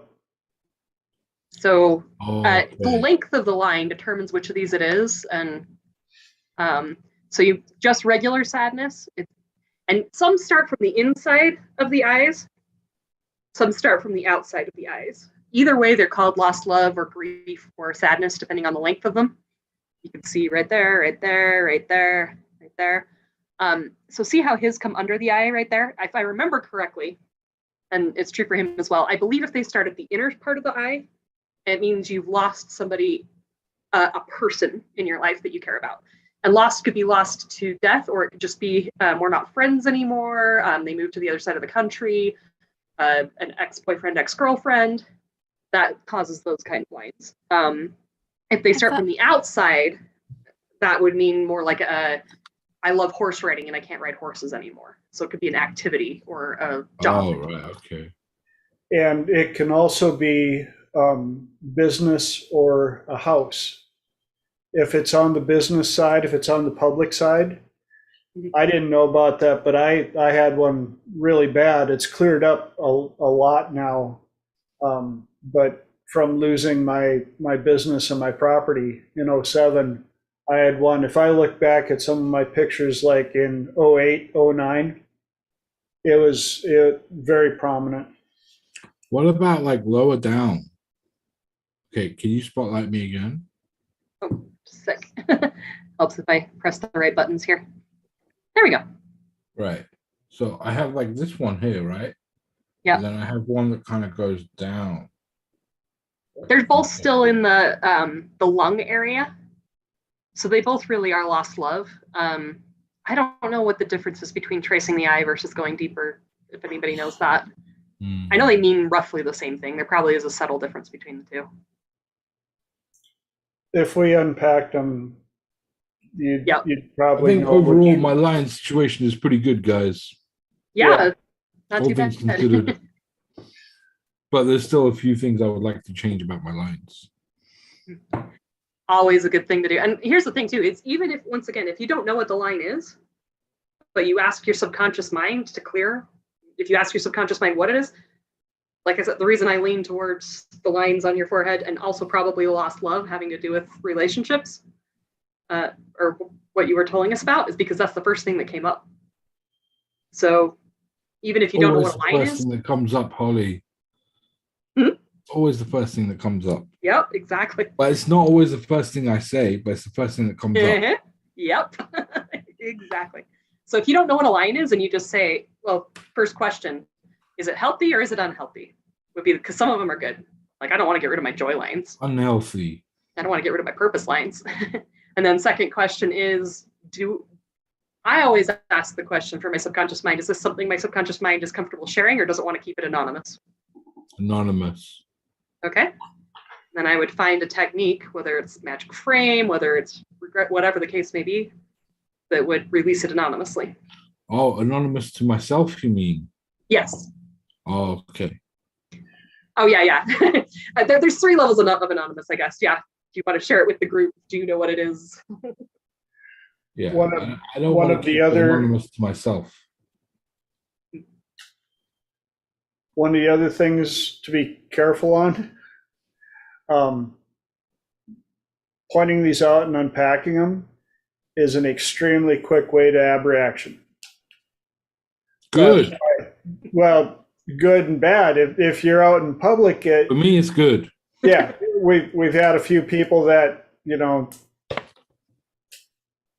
other people in public found out you were able to do face reading. They're like, what's this one? What's this one? And all of a sudden you're like, well, that's typically lost love. And it, bam, boom, massive abreaction. We're like, oh, and now we're doing a session.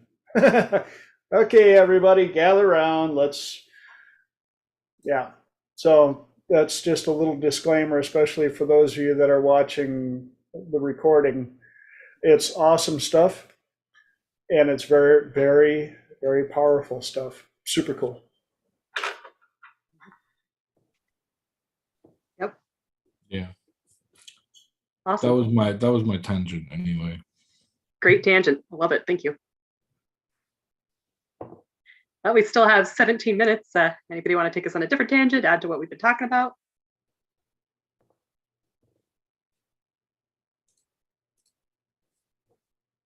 I mean, if you want, I can continue on some of the stuff I prepped. I'm going to turn this light off because it's kind of in my face. It's like almost 2 a.m. I need like less light. Because if I have light in my face at the end of the call, when I go to lie down, I won't sleep because I had light in my face. You know what I mean? Makes sense to me. Yeah. I have like blue light filters and really low. The screen is really dim right now and everything's kind of dark, and it just helps that if I have to like turn it all off and then go to sleep, it doesn't keep me up for so long because I have no blue light going. Well, obviously some blue light going in, but a lot less blue light going in and really dim everything. Can you change the hue to a sunny sort of sunset red? Yeah, I have it set on my Windows settings where like after 9:30 it goes over to the red side of the spectrum, and then the later it gets, the further it goes into the red side of the spectrum, and then it's not until about 6:30 in the morning where it switches the blue light back on. Cool. Yeah, I'm really sensitive to blue light, but I didn't know you could change the rate. I thought it was just one all or nothing. It's a different app. It's a separate app, but it works. So cool. Windows I think just allows you to set it at a certain level and control the time. I've got this other app that you can increase it over time. So if I stay up late, so like it comes on at like 9:30, 10 o'clock. But if I end up staying up till 2 a.m., 3 a.m., then it's just going to gradually, just slowly, it dims the computer light as well. So the monitor brightness and the monitor contrast gets dimmed as well over time. And so it just helps. So that way, even if I forget, my eyes are being slowly, like it's being eased up slowly, whether I know it or not. Because I used to just run with a laptop, and on the laptop you just have like the F8, F7, whatever buttons it was. You could just like turn the brightness up and down. But with a big monitor like this, it just, unless I go into the settings and change it, it doesn't change. So I have an app that does it. Cool. Francie? I use dark mode. Yeah. Yeah. All the time, even during the day. Yeah, during the day, and unless it's too sunny, and I can't see. I use dark mode all the time. I find I sleep better with dark mode. Can I ask another face reading question? I'm sorry to have Absolutely. come in. I've noticed a line that I can't find any reference to, which is a sort of Italian clown line on my in the middle of my eyelid to my eyebrow. You know, that is not the first time I've heard that question. And I mean, if TJ wants to pull up the age map, I know the age map is a good place to go if it's not a known one. I remember David promising he was going to look that up, and he never did, but it was. I will track it down sometime or get rid of it first. Thank That is you. a really good question. Mhm. I remember it being referenced, and I don't remember exactly what the answer was.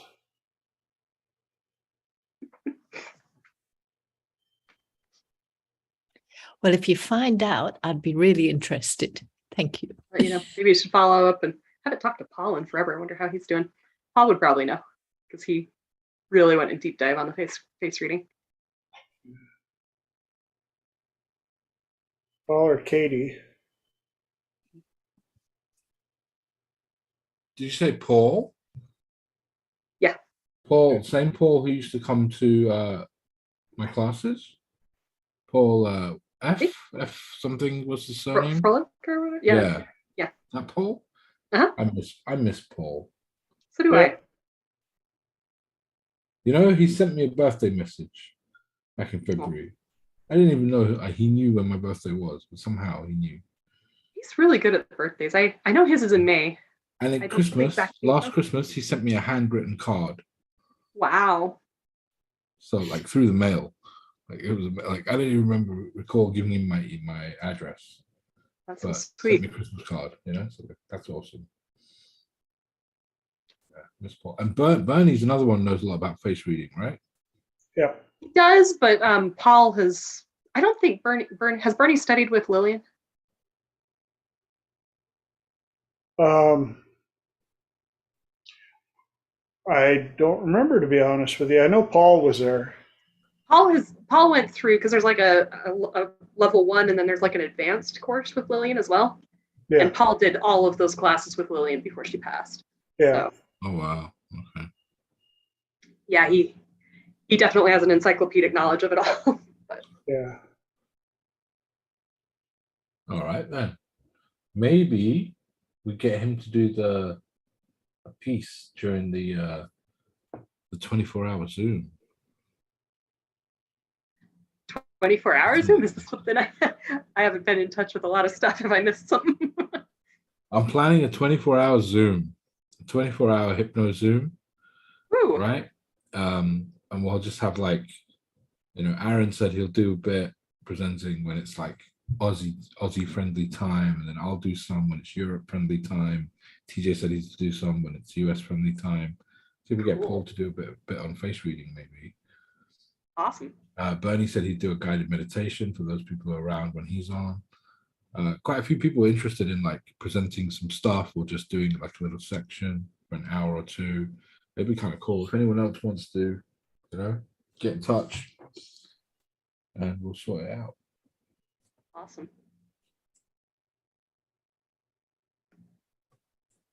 I'm Liza, just did you?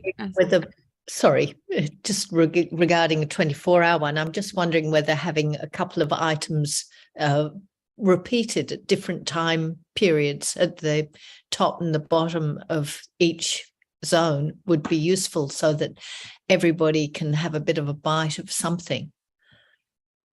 Yeah, Otherwise, I mean, it all depends. I mean, if you have, I don't know if it depends entirely on like how long, if the presenter can stay the full duration at the top and the bottom of each, do you know what I mean, of each time zone. Like, you know, I was planning on doing a fair bit in the middle when it was like Euro friendly, basically when I'm not sleeping, I was going to be on Zoom, right? So I was going to basically do like 4 hours worth of sleeping and 20 hours worth of Zoom, right? That was my plan. That's about right for you. Obviously, I'd take some breaks, and in those breaks, other people would have to do some stuff, right? That was the original plan. Let's see if I could like do a 24-hour Zoom. But then, because I have done Holly, you were there. I did 19 hours, 41 minutes on Zoom in a class, and Holly was there, right? So like we got close to the full 24 hours, right? It was awesome, but I will say, yeah, at the end of it, I was like, Oh, I you're don't know how shattered. everybody else It's just survived. like, because you go in and out of trance so many times, you're just shattered. And plus, you know, you're going to be tired after that much time anyway. It was fun, but I the definitely point paid for it the I'm trying next to day. make is you might not get, like, we could do that, Fran, but you might not get the same presenter doing it at the beginning of the time zone, and then you might have a different presenter go over the same subject at the end of the time zone. Depends on whether the presenter is my point is to try and keep the interest going so that people don't just say, well, look, I'm going to log on for half an hour here and I'll skip all this, and so that the presenters aren't sort of that doesn't bother me. If people want to come in and then leave, I don't care. I'm going to be there whether there are people, even if there's nobody in the room with me, I'm still going to be there talking to the camera.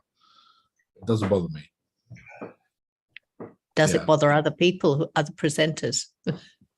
Well, if they don't want to present, they don't have to. I'll do it myself. Doesn't matter, you know. It's fine. Like, Sounds intense, but awesome. Yeah. Is there a date for it yet? No, not yet. Okay. Not yet. I'm still getting, like, I'm still forging alliances. I know Bernie said he wants to do some. TJ said he'd do some. Aaron said he'd do some, and myself. So we have like 4 definite people, right? And then I want to ask Paul now that we talked about face reading. I kind of want to ask Paul to do a bit, and we'll see. I did ask, like, Danka if she wants to do a bit with singing bowls or the you know, the scents and the different aromatherapy oils and all the effects it can have on trances and stuff. But she was a bit like, oh, I've got other stuff to do and I've got all this other stuff on my plate right now. I don't know if I can prepare a presentation. I was like, okay, that's fine. So we'll see. You know, if there's anyone else interested, maybe we get some others on the. I would like some more people on the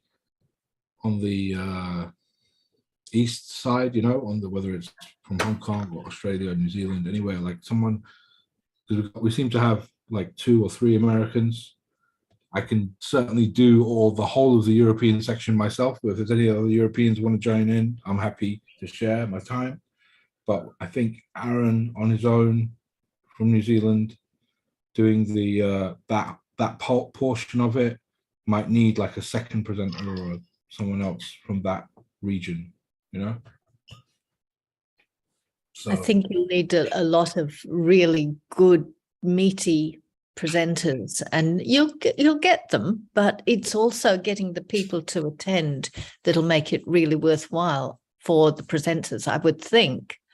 And, you know, logistics is my thing, so I'm thinking about how it could work, and if you're willing to hear my comments and suggestions at some point, I'd yeah, as long as you understand that even if they don't come, we're still going to put on the show, even if no one watches it, right? And then you've got to look at the possibility of recordings. Maybe, I know the whole point recordings is in my world are very expensive.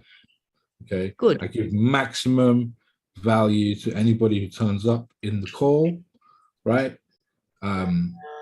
There's very few times there's a couple times I will even pause the video. You guys have seen me do it, where I pause the video and I will talk about something off camera, just so that the people who didn't attend couldn't get that key crucial part. And I will charge more for videos of my classes than I do for attending the actual live class. So, you know, the value is in turning up to the class. It's not in watching the video. Absolutely. Otherwise, you'll get very low attendance if people can just jump in and get their video later. Yeah, exactly. We like interaction. Okay. 4 minutes left. Anything anybody wants to do for the last 4 minutes? Yeah. I'm gonna pop in. Does anybody else see sparks or colors, and what does it mean to them? All the bloody time. Especially when I'm trying to go to sleep. If I do anything energetic when I'm going to sleep, there's blood fireworks going everywhere. And then I can't go to sleep. Well, that's good. Okay, I'm glad I'm not alone. Okay. Actually, one of my clients records them, has multiple pictures of them. In fact, the training that I did here, the last training, she captured probably 20 pictures of activity on the property and in the room. So Yeah, they're not like ones that I captured. They're literally sparks. yep. And you How- probably see them better off the corner of your eye instead of, Mm-hmm. yeah. How does she capture them on camera? Because sometimes they're really hard to capture. She's got a lot of practice at it. I'll ask her if she can share them sometime, but the funny part is they, as a professional photographer, they look like something was on the lens. The only problem is 4 shots, same location, and they move and they change size. Well, that's not a spot on a lens. And the size of them was changing in accordance to what was being taught and what was going on. I was doing an energy healing, and there were 4 large ones around me. So, Were they visible to the naked eye as well as the camera? no, she sensed them right away, and whenever she senses them, she has a specific camera for that, and was like, and I'm like, whatever, working along, and all of a sudden she's like, oh, look. I'm like, oh. Not much surprises me anymore, so. Francine? When I got married, I saw them, and on all the wedding pictures, I can actually see them, and there were quite a lot. It was quite impressive. I did see them a little bit during the ceremony as well. You can see me looking at stuff. My dad took all the pictures, and he actually got them all of them. We thought, because I got married in South Africa, we thought that they came through the airport, and it went through the X-ray machines. They thought maybe that the X-ray machines did hamper them a little bit, but then I bought some too, and even the ones I bought, which were a different make that he used, still had them all on. Yeah, it's interesting. It's beautiful. I can see things from the side, but also sometimes if I'm like really centered and in that state, I can see colors. I can see, people call them auras, but like energies, and I can see. Not all the time, but when I'm centered. And you can even see them on Zoom calls. I can't see them on the Zoom call. Well, I'm not centered, so maybe it's because I'm not centered, but I can feel them. Do you know what I mean? It's like, even if I don't see them, I can feel that something. Yes, it's interesting. Have you noticed, though, when people are talking about what they're passionate about, you can see their auras so much more clearly. The auras really start to shine out. Yes, and it's same with the other way around. If they're talking about something where they not to lying, but if they feel uncomfortable or if they're trying to suppress it, you can see that the aura is like stripping in. It's interesting. Especially in their eyes. Especially in their eyes. I get so excited when I ask people about their passion, and the expression in their eyes just lit up. Literally, the Shen in their eyes just goes, "Phew, this is what I'm talking about. I'm so excited." Watch a little kid that's finally getting to go to do something they want, and their Shen just goes, and And then you take it away and you watch them just shrink. So We are at the hour. Thank you so much, everyone, for coming. Thank you for your contribution. If you want to hang around and chat afterwards, it's totally fine. But yeah, and also thank you, TJ, for this opportunity. I always love to get the chance to do that. Yeah, see you in 7. And for those watching on YouTube, definitely please subscribe, like the video, comment, tell us your wins, tell us the things that you want to hear more about, anything that you want to put, go ahead and put that in there as well. So thank you and have a good week. And thank you, Holly, because Yes. this is the epitome of what I wanted out of Triple T. It's not the TJ show. It's a platform where people like you get to come in and we get to talk about things that make other people better, make stuff better. And Holly, you did awesome. So proud of you. Thank you again, because I was supposed to be at a concert that got rained out, and I'm actually glad I was here because this was uber cool. Thank you. Awesome work, Holly. It was great.